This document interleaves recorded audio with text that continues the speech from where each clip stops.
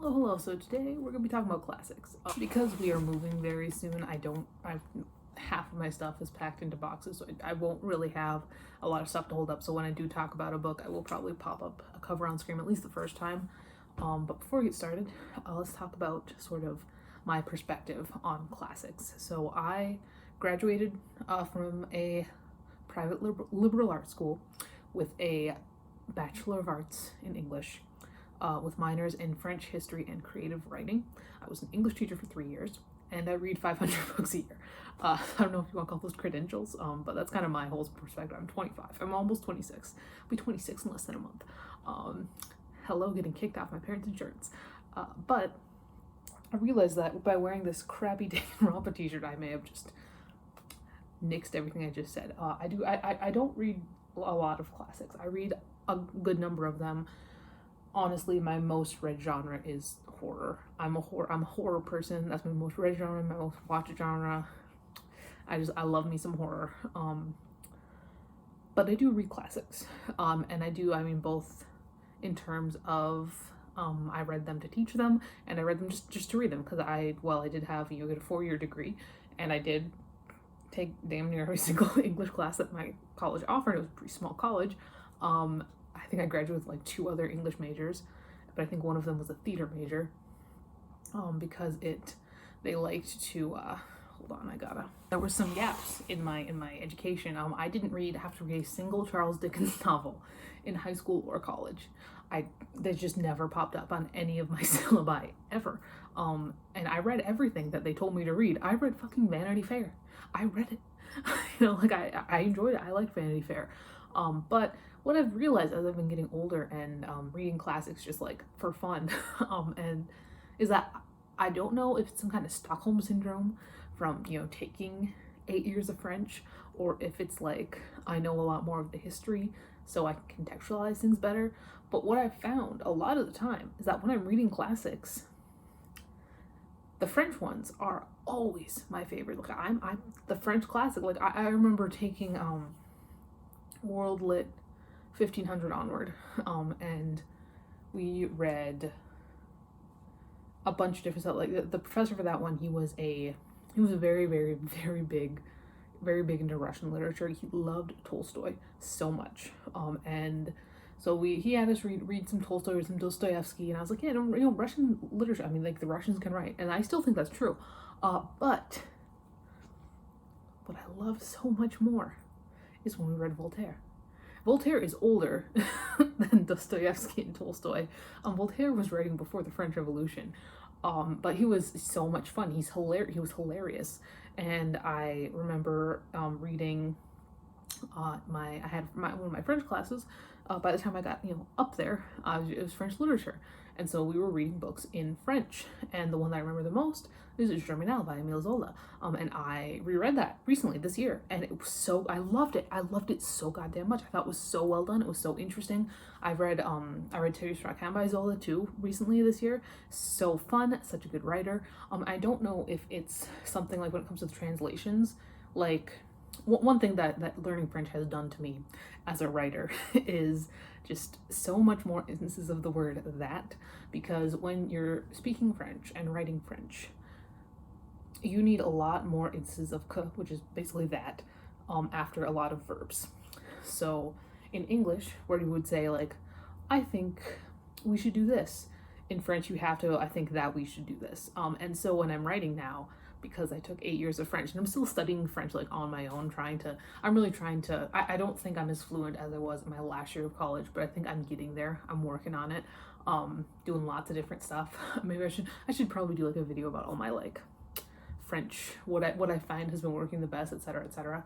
But what I found is that when I'm writing, and if you've read any of my published stuff, you will see that I use the word that so often, and this is something that I got dinged for in writing essays sometimes, particularly from the professor of the World Lit from 1500, was that he once asked me like, do you take French? And I was like, yes. And he was like, I can tell you had like 15 that's that you did not need, because that's how it is. And so I'm wondering if maybe just how that language is really structured. I'm wondering if that bleeds over a little bit into the translation, and then like because I'm comfortable with the language, I'm comfortable with the translation. I don't know. I figure it's a combination of that plus the fact that I am more familiar with the history of France and with the philosophies and with I'm a French Revolution freak, all that stuff. And if you've got any literature written in France after the revolution happened, it is so heavily influenced by the revolution, no matter when it's written. But yeah, so recently, as I've been reading classics, I've been reading quite a bit of the French stuff. I've been reading Zola, primarily Zola, Hugo, and Mr. de Sade. So we're reading Zola. I've read 2 books by Emile Zola. I read Germinal, which I read in French in college, and I thought that I didn't remember much, but I knew, Jelly Jam, that's not for you. I knew that it was about like coal miners and striking. And so it's like, yeah, that's what I remember. But as I was reading, I was like, oh yeah, no, I remember this, I remember this, I remember this, I remember this. So clearly I like understood more than I thought I did when I was reading it in French. But it's about this, I believe it's Zola's most famous work. It's part of this giant series that I've got to read. I mean, I own one of the other books somewhere in these book bags. But it's about this family, and the Germinal is about this guy who comes to this place. He's looking for a job, and they have these coal mines, and these people are barely surviving. And we follow this family that has like 6 kids, but one of them's a hunchback and can't work. And kind of their struggles. There's a strike, people are dying, and it's just, there's a lot going on. It's just so engrossing. It's so engrossing. And Thérèse Raquin is about this woman who marries this guy because she's like his cousin. She grew up with him, and he's been sickly all his life, and so she just knew that she was going to marry him forever. But then she falls in love with this guy, with this other man that her husband knows from work, and they have an affair, and they murder her husband. And it's just so, again, it's just so engrossing to me personally. Zola is such a good writer. I really enjoy him. I've been really enjoying all of the stuff that I've read.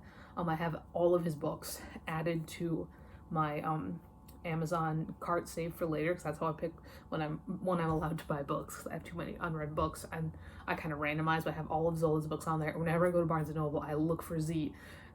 Normally, that's where I found Thérèse Raquin. But yeah, so I've really been enjoying Zola. I've also been reading Hugo. I read Les Mis when I was just out of high school. I was like 17 years old. We were going to Maine, and we drove to Maine. It was because I just graduated high school. I got to pick where we went. I was a big Stephen King fan, still a big Stephen King fan. I picked Maine because I was like, I'm a 17-year-old Stephen King fan, so we're gonna go to Maine. It was a great vacation, honestly. I loved it. But we drove there. And so what I did was I was like, this is the best time I have to read Les Mis. And I did. I read the entire book, and I don't know how much I really appreciated it. I remember I cried when, I forget, one of the characters died. Don't remember which one. I would like to reread it. Because I don't know how much I gathered from it. Recently, I've been reading Notre Dame de Paris, unfortunately. So here's the thing. When I was, the last couple weeks of school, when I was, teaching, I had these stacks of books on my desk that I would be reading for various things.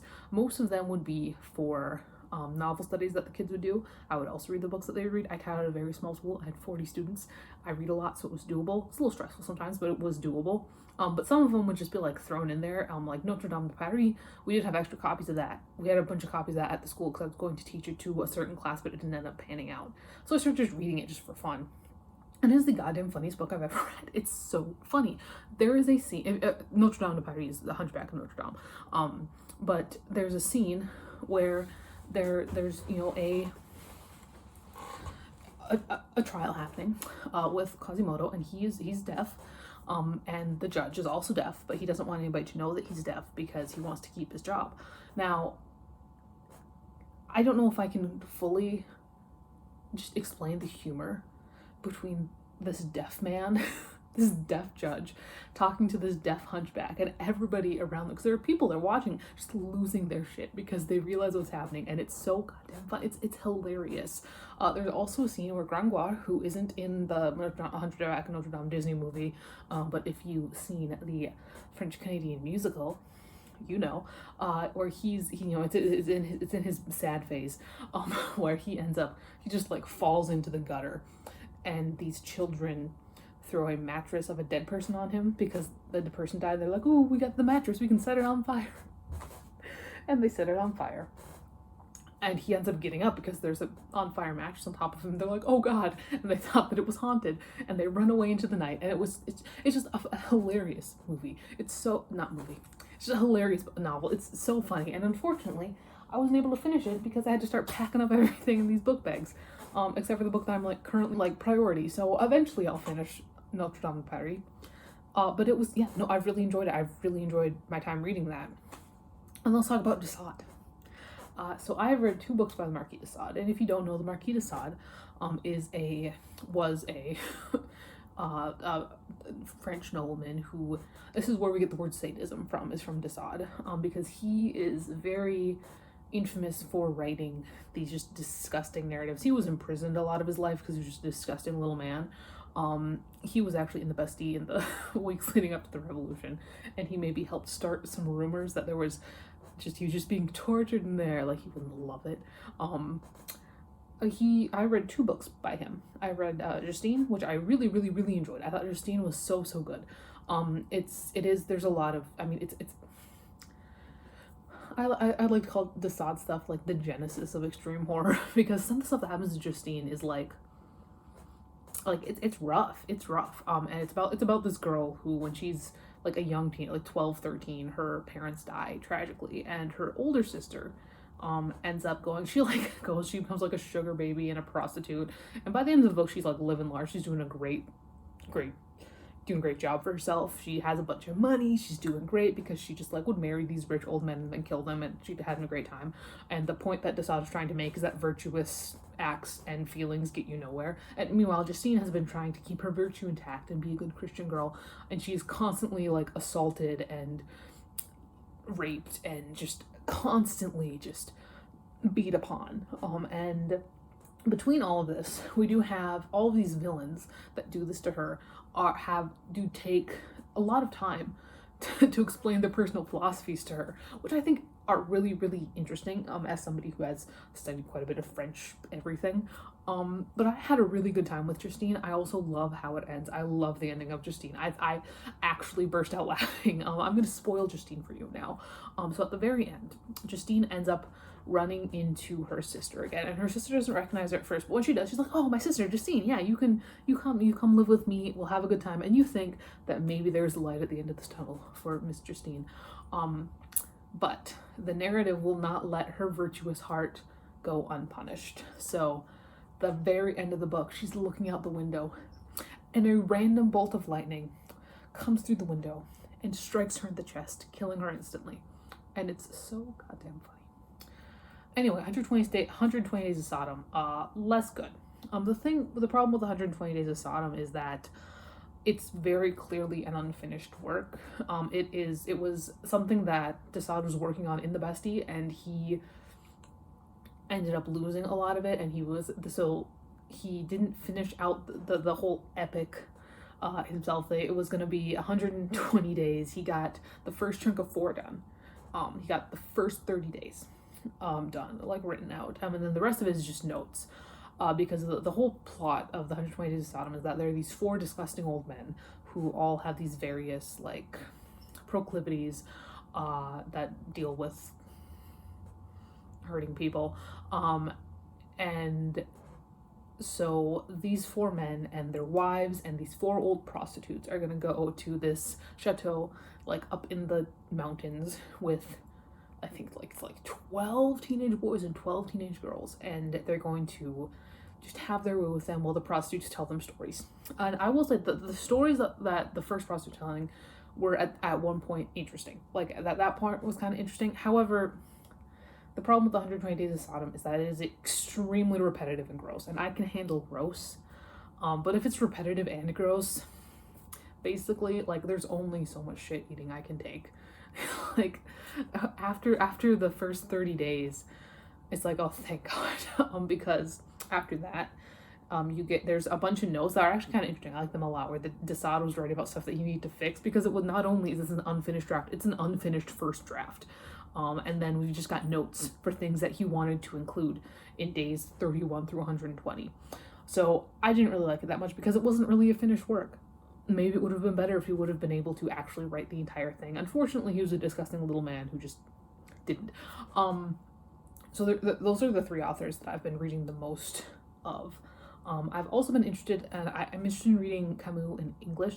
I've read him in French. I haven't read him in English. I know he's not technically French. French isn't like he's like Moroccan or something. But he's French enough.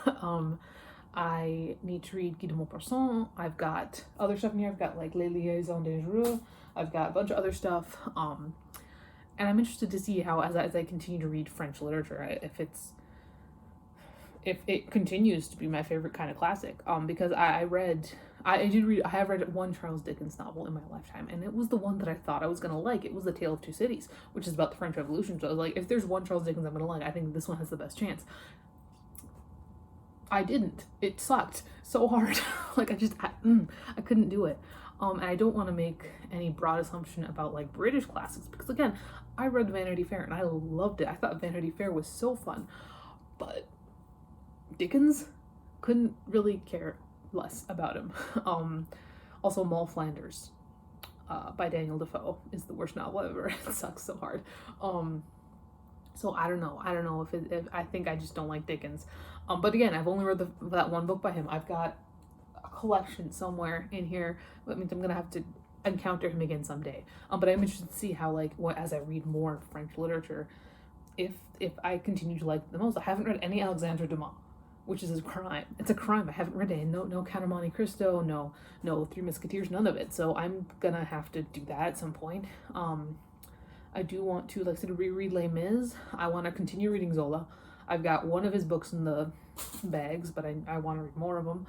So yeah, I'm just interested to see how this continues. If I continue to enjoy French literature over everything else. If you've got any recommendations for classic French literature that you've enjoyed, pop them down below, because I'm always looking to kind of expand. But yeah, that is that. That's all for today. I'll talk to you later, and goodbye.